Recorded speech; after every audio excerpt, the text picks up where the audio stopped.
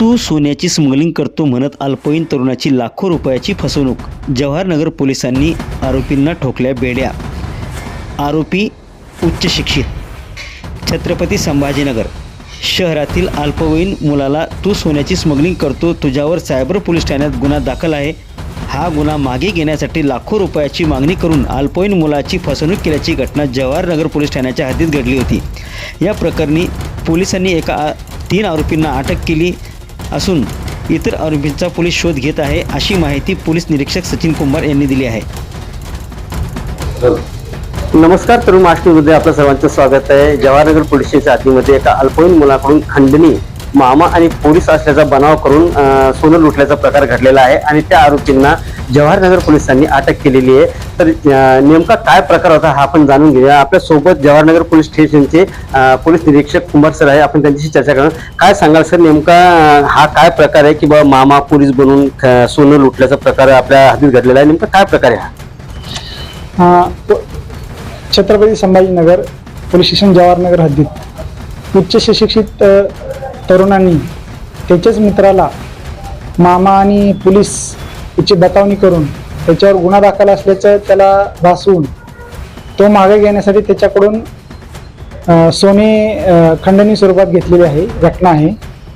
घटनेमध्ये जो अल्पवयीन मुलगा आहे त्याच्या घरच्या घरी की त्याच्या घरच्यांना समजलं की आपल्या घरातील सोनं हे मिळून येत नाही, मग त्यांना थोडंसं जी अल्पवयीन मुलाची जी आहे तर थोडंसं वागणं थोडंसं वेगळ्या प्रकारचे वाटले, म्हणून त्यांनी त्याला विश्वासात घेऊन विचारपूस केली असता त्यानं सांगितलं की त्याचेच मित्र आहेत, त्यांनी त्याला घेऊन जाऊन खोटा मामा उभा करून पोलीस उभा करून त्याच्या विरुद्ध 1 कोटी रुपयाचे सोने ह्याची स्मगलिंग केली आहे. त्यामुळे त्याच्यावर सायबर पोलीस स्टेशनला गुन्हा दाखल आहे असं सांगून ते जर गुन्हा मागे घ्यायचा असेल तर तुला 20 लाख रुपये पोलीस मागत आहेत असं सांगितलं.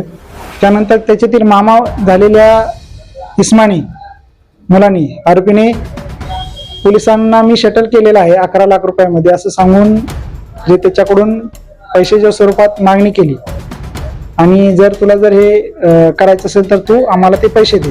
परंतु मुलाकडे पैसे नसल्यामुळे त्याने त्याच्या घरातील सोनं घरच्यांना न कळू देता गुपचूप स्वरूपात नेऊन त्या लोकांना दिले.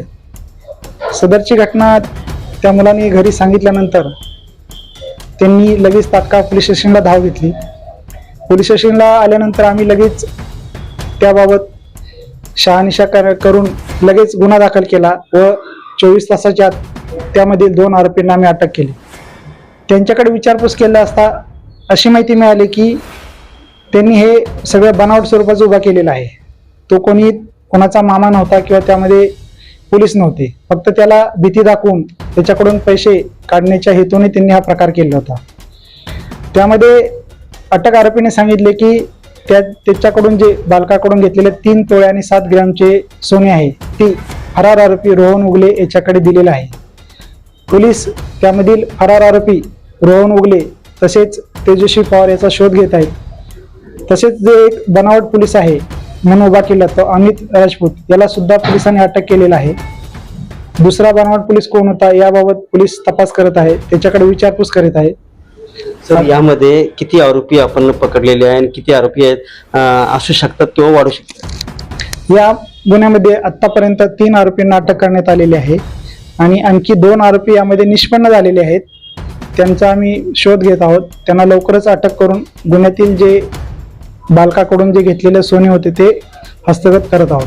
बरे, आरोपी करत काय होते नेमका? हाच त्यांचा उद्योगधंदा होता का काही शिक्षण वगैरे काही करत होते? यापैकी आता जे अटक केले 3 आरोपी हे उच्च सुशिक्षित आहेत. त्यातला एक गौरव धनोडा हा बीटेक केलेला आहे, वेदांत राठोडा BSc केलेला आहे, अमित राजपूत BC केलेला आहे. म्हणजे चांगल्या घरातील आणि सुशिक्षित अशी तरुण आहेत ते. त्यांनी हा बनाव केलेला आमच्या आतापर्यंत तपासात निष्पन्न झालेला आहे. नेमकं यामागचं कारण काय? मित्र होता, जवळचा होता, ओळखीचा होता, तरी हा बनाव करून समजा इतकं सोनं घेण्याचं किंवा पैसे मागण्याचं काय कारण होतं?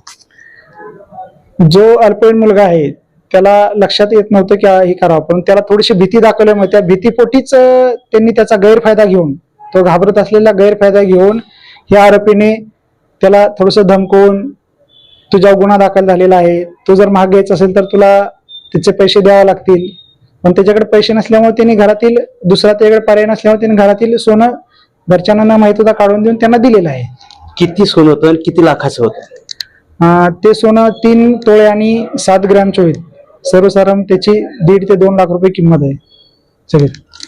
तर हे होते आपल्यासोबत जवाहरनगर पोलीस स्टेशनचे पोलीस निरीक्षक कुंभार यांनी सांगितलं आहे की कमीत कमी 1.5 लाखापेक्षा जास्त सोनं त्या मित्रांनी किंवा जे उच्च शिक्षित तरुण होते त्यांनी हे काम केलेलं आहे आणि जो मुलगा होता त्याच्याकडून ते लोबाडलेलं आहे. तर अशा पद्धतीने जे आरोपी होते त्यांचा पोलिसांनी सुगावा लावून आणि त्यांना अटक केलेली आहे. मी रवींद्र सुरकर, तरुण महाराष्ट्र न्यूज, छत्रपती संभाजीनगर.